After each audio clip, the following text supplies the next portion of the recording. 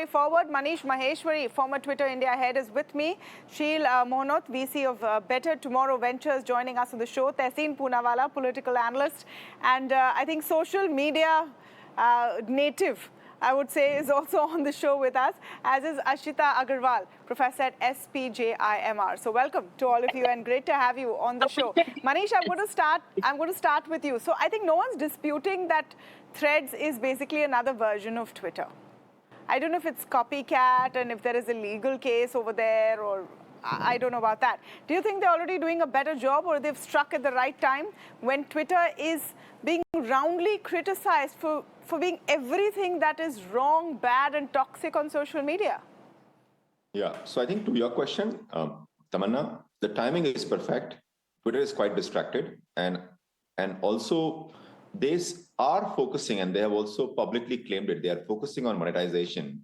So user growth and user reach is not the primary goal for the team there today.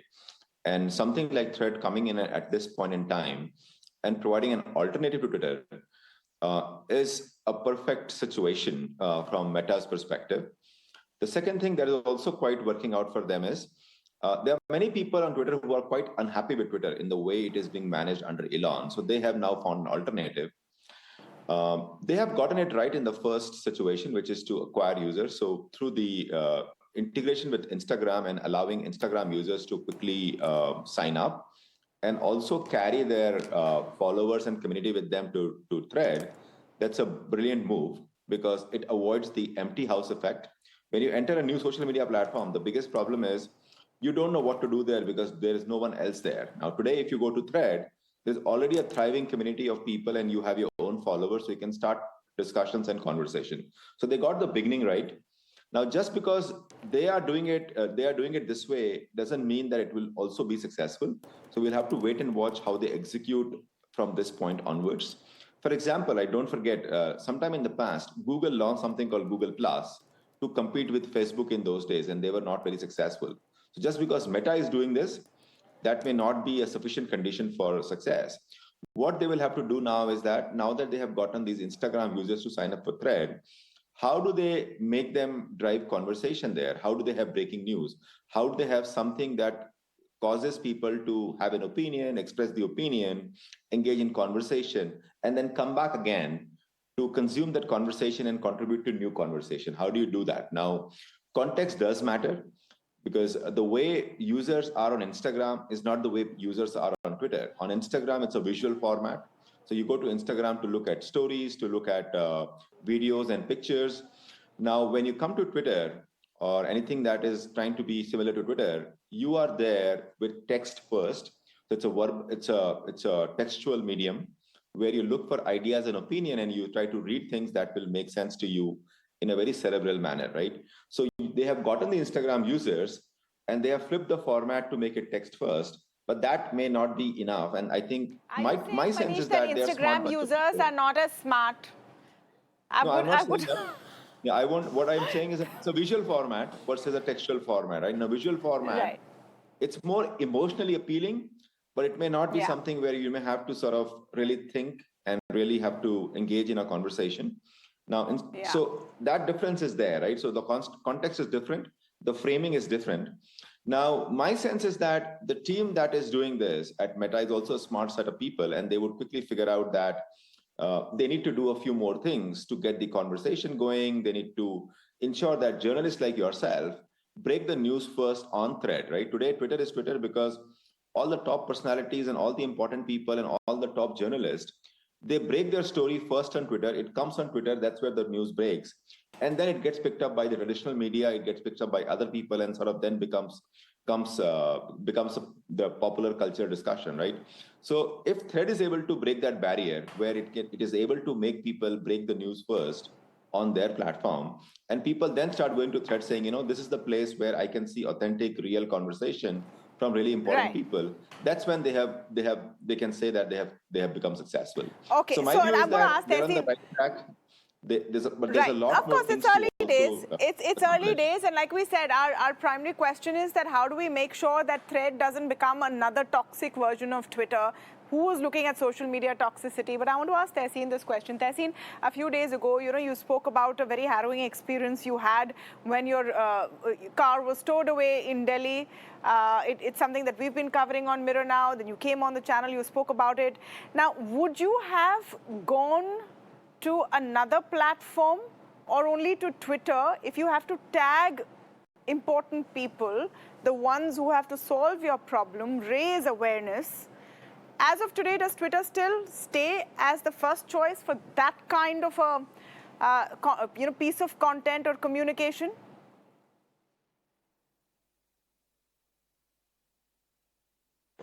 So thank you, Tarmana, initially for the wonderful introduction. I actually felt like a thread setter on your show, so thank you so much for that. And at this moment, Twitter definitely is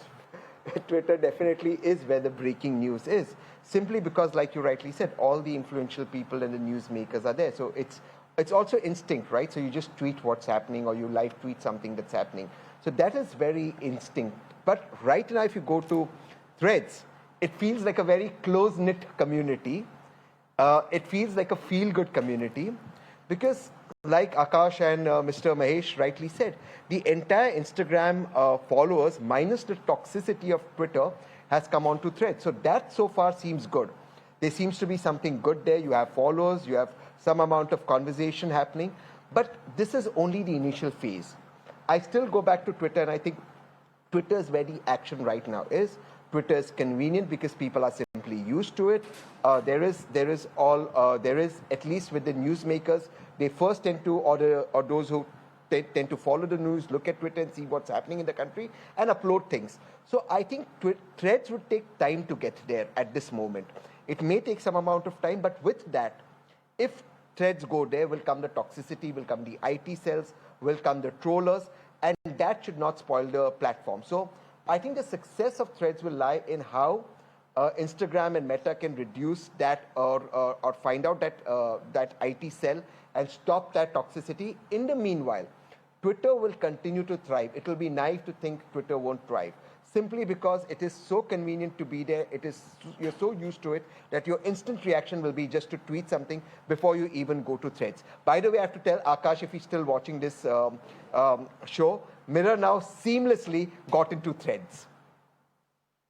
Yes, we're very much on Threads.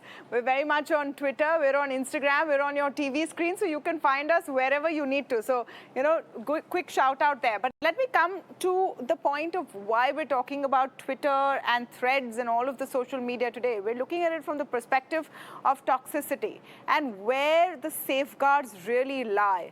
Are they enough of them to ensure that people are protected? Ashita Agarwal joining me on the show, and I'm keen to hear from you, Ms. Agarwal, on how you see the behavior of these tech titans when it comes to the issue of toxicity and how they define it. So basically, if you look at toxicity, one is about the fake news, so having unverified accounts from where some conversation starts, which leads to a toxic behavior, which spreads like a viral platform. So I would say that on that front, all the platforms, whether it's a Twitter or a Threads, need to still do a lot of job. They have put in certain algorithms in place, but as Akash had mentioned earlier in the show, that I'm not very sure how much of it is working, how much of it still is current to be able to verify the accounts appropriately, because we know that even on Twitter with your blue ticks, some of the fake accounts actually received the blue ticks and the real accounts were not verified. So this entire thing of what are fake accounts and which are not the fake accounts is an important concern, wherein whether it's a Thread or a Twitter, both need to do a lot of work on. I also think that, the toxicity in terms of uncertainty about Twitter is where the Threads come in. And that's why it is just the right time for Threads. And one of the reasons why it could have so many followers in just 1 hour of the launch or 1 day of the launch is because there has been a lot of uncertainty about Twitter with Elon Musk's recent actions, and suddenly some new rule coming up, suddenly some payments need to be made because you want to tweet a little more, you can see only limited number of screens, limited number of tweets. Advertisers are leaving the platform. So the uncertainty itself has taken the freedom out of the social platform. And if you look at any social media platform, the three important things, in my opinion, are basically authority or the freedom of expression. I have authority over my page, and there's a freedom of expression. There's authenticity, and there is also community. So in all these things, both Twitter and Threads are, right there. But what has happened with Twitter is that somewhere the authority is coming down, right? And that becomes an opportunity for the Threads possibly to gain its audience. Right. But in terms of toxicity, I think still there's a lot which both the platforms need to do to identify that how the fake news, the fake accounts really needs to be controlled. Let me talk about the legal threat that has come now from Twitter, saying that you copied us. There are trade secrets that have been used, and we will sue you. Sheel Monoth, I saw you tweeting about it, ironically. Yeah. What do you think? Do you think that this will go further, or is this, more of smoke and mirrors? At the end of the day, these guys have so much control over social media and people's attention, and the ability to influence the way people think across geographies. Yeah, I think this is all smoke and mirrors. I think, so in this letter from Elon Musk, he alleges that there are a few different concerns. One of them is that Meta has hired dozens of former Twitter employees. Now, with that, of course, Twitter laid off thousands of people, and Meta being another employer in San Francisco, of course, everyone has hired people from Twitter. I don't think it's a big deal. He then alleges that there are some IP rights and trade secrets or confidential information. I just don't see that being the case. I think in Silicon Valley, we have a long history of there not really being trade secrets. And I think in this case, it's a social media site. Really, it's a news feed. Of course, it looks like a clone, but I don't think there's any real IP there that we have anything to worry about. I think the final thing he mentions is Twitter's terms of service disavows scraping of Twitter's data. And I don't think we have any evidence that has actually been done. So I'm not sure that there's anything real in this paper, in this letter that Elon Musk sent. And I think mostly it actually makes Twitter look scared. And I don't think it really accomplishes anything. Okay, tell me what you think, Sheel, about Mark Zuckerberg's claim that he's focused on making Threads a friendly place. Can you have a friendly social media platform? Does such a thing really exist? Because there is some level of toxicity everywhere. I agree with you. It's a tough thing to do. I do think algorithmically there are things you can do to make it a friendlier place. And I wouldn't discount Zuck's ability to do so. I would say right now, obviously it's very early. We're a couple of days into this. As of right now, I do feel like Threads are a friendlier place.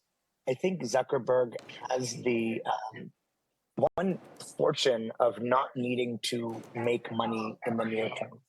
Elon is making a lot of decisions, both more advertising in newer places and promoting people who are paid subscribers. So the paid subscriber piece means that anybody who is paid is higher up in the mentions than those who have not paid. And that, to me, has created something that makes it much less useful to me to be on Twitter, because I always love seeing people's responses. And if people can pay to have the responses higher up, that means I'm not seeing the best quality. So I think in that way, Zuck has the upper hand in making it a more useful place to be and also a kinder, gentle place to be. Yeah.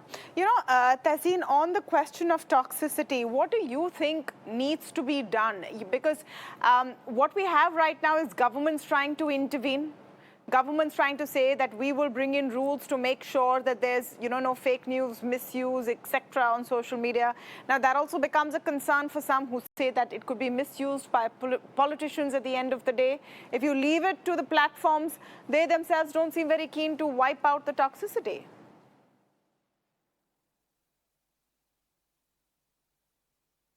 This is actually not a very complex argument, but for some reason, this argument just doesn't seem to get solved, or this problem just doesn't seem to get resolved. A, zero government interference. And Elon Musk recently was saying, oh, we got to follow the rules in every country. That is not how it should be. There should be zero government interference in social media.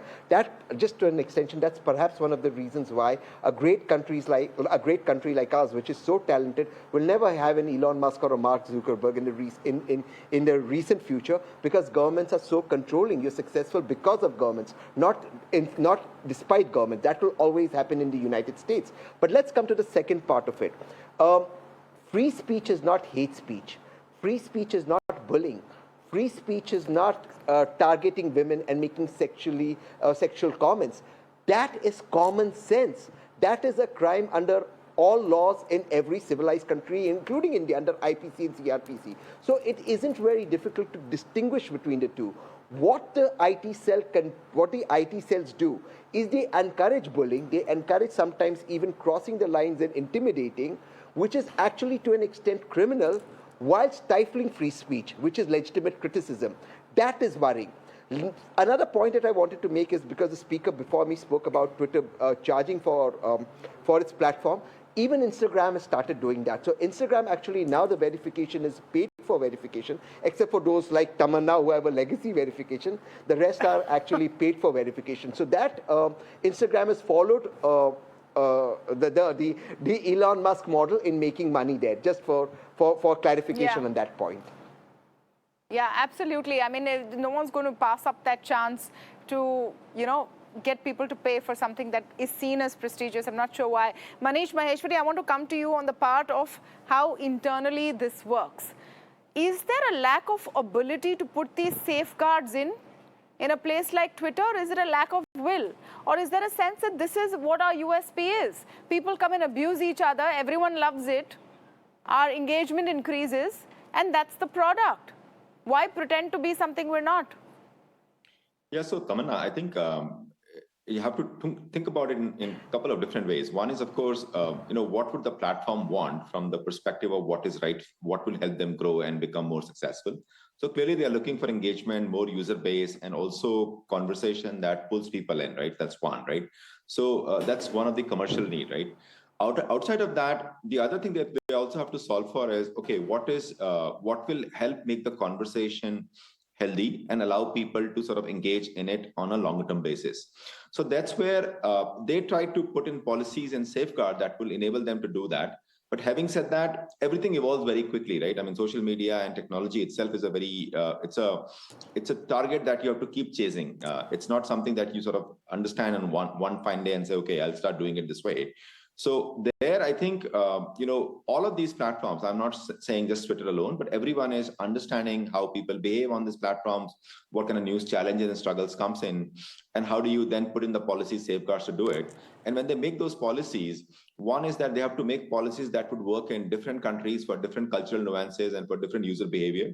Secondly, you also have to then think about how do you interpret these policies in different countries and how do you implement them, right? And it's not an easy task, right? You need to have a team that understands different cultures, different languages, different contexts, and is able to take those things, take those actions. No, so why are these platforms, Manish, then sacking all the people who are supposed to do it?